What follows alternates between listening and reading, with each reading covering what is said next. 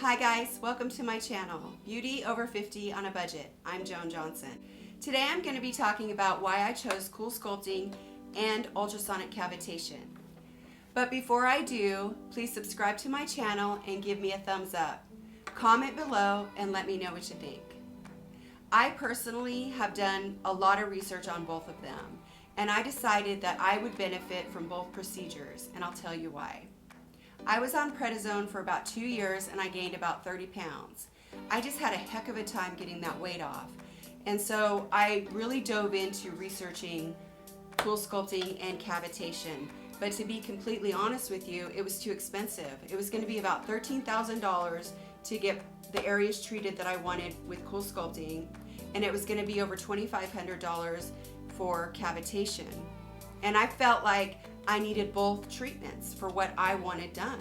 So that wasn't an option. So I dove in and started doing a lot of research, and I found these machines, and I'm going to share them with you today.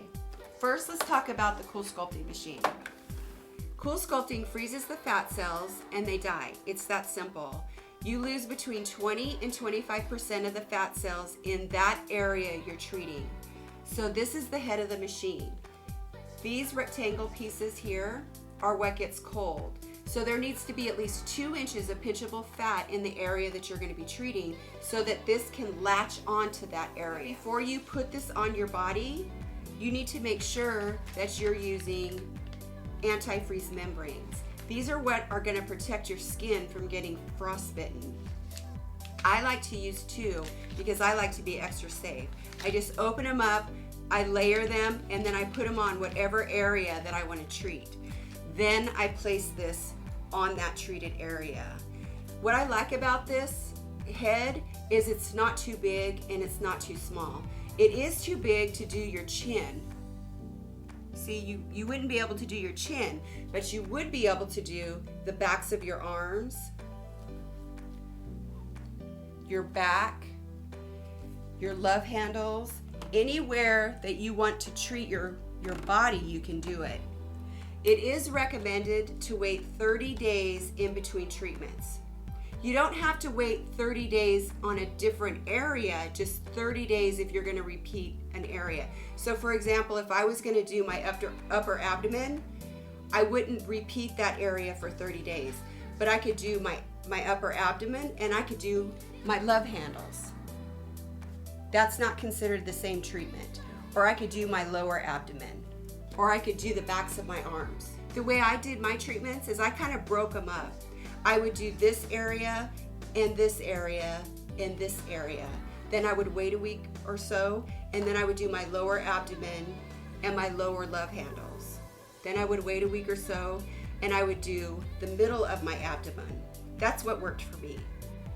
I'm gonna leave a link to my original Coolsculpting video, and that goes in detail on how to use the machine, how to set it up, how to store it, how to do a treatment, and I'll leave that in the link below so you can check that out. Just know that when this handle, when you turn this on and it starts sucking up the area that you want to freeze, it's painful. For me, it was more painful to do my lower abdomen and my love handles. When I put this on my love handles and it started sucking it up into the head of this machine, it was intense. And until it gets cold, you just kind of have to breathe through the pain. Once it freezes, you'll be okay. I just tried to breathe through the pain because it was intense. And then once you're all done and the area starts to wake up, then it gets painful again because your body is warming up. It was frozen, and so it's intense. But once it warmed up, I was fine. And like I said, I'm going to leave a link to that original Coolsculpting in the description box below so you guys can check that out. It's really important that you do a 5-minute massage after you do a treatment with your Coolsculpting because you want to break up those fat cells that you just froze with your machine. Coolsculpting, in my opinion, works on larger areas of fat. So that's why I chose to use Coolsculpting in my abdomen area. So when you're doing your Coolsculpting treatments, you can do treatments from 30 minutes to an hour. I chose to always do an hour, and I set the temperature at -10 degrees. Because with the research that I did, that showed the best results. Now let's talk about ultrasonic cavitation and radiofrequency skin tightening. Ultrasonic cavitation works within a matter of days, and it kills between 11 to 31% of the fat cells in the treated area. In my opinion, cavitation works on smaller areas of fat. That's why I use the cavitation machine on my arms, on my moon face, my neck, and my legs, because I didn't have as much fat from the prednisone. Ultrasonic cavitation works by ultrasound waves. It basically zaps the fat cells and they die. Then your body gets rid of them. But it's really important that you use ultrasound gel because you need a conductive medium to transmit the sound waves. This is the ultrasound gel that I use when I do my ultrasonic cavitation and radiofrequency skin tightening, but you can get it in larger sizes. So I bought a 5-liter jug of it so that I could just keep refilling my smaller containers so that's easier to handle. When you do ultrasonic cavitation, this is the cavitation head. When you turn this on, you can't hear it until it connects with the ultrasound gel in your skin, and then it makes a loud, high-pitched squeal. And what it's doing is when you run it over that spot, it's zapping those fat cells and killing them. Cavitation, in my opinion, is not painful. I had a little bit of puffiness and some tenderness after the treatment, but during the treatment, there was no pain. Okay, let's go through the pros and cons of each machine. The Coolsculpting machine is easy to use. You set it in one spot and it does the work for you. It freezes between 20 and 25% of the fat cells in the treated area. It doesn't, however, take care of cellulite. It is painful and it can leave bruising. The ultrasonic cavitation is easy to use and it didn't leave any bruising on me. I was a little tender, but it wasn't bad at all, and it's not painful to use. This is not a set it and forget it like the Coolsculpting. You don't just put it in one spot for an hour and it does the work for you. This, you have to do the work. You're constantly moving it around and working in the areas that you want to treat it. It does a great job in taking care of cellulite, so I love this machine for that.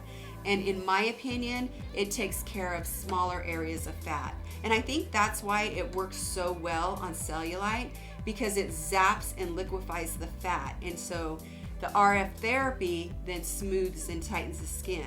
So it works really well on that. The cons are you have to use ultrasound gel and you can't just set it and forget it.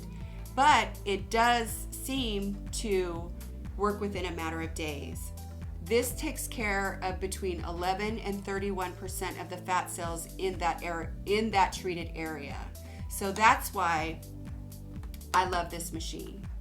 Both machines are FDA approved. I chose both of these machines because they both do a great job. Coolsculpting, in my opinion, does larger areas of fat. Cavitation and radiofrequency skin tightening works on smaller areas of fat and tightens the skin. So with me, both of these machines work. Now I'm going to show you my before and afters for my Coolsculpting on my abdomen and my ultrasonic cavitation and RF therapy on my arm treatments and my face.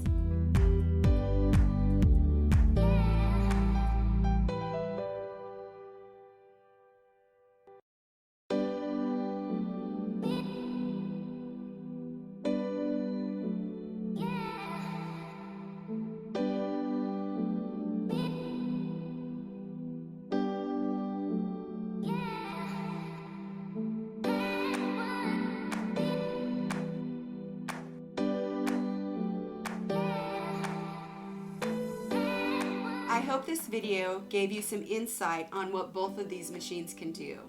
I personally have benefited from both of them. If you enjoyed this video, please let me know. Like and subscribe and leave a comment down below.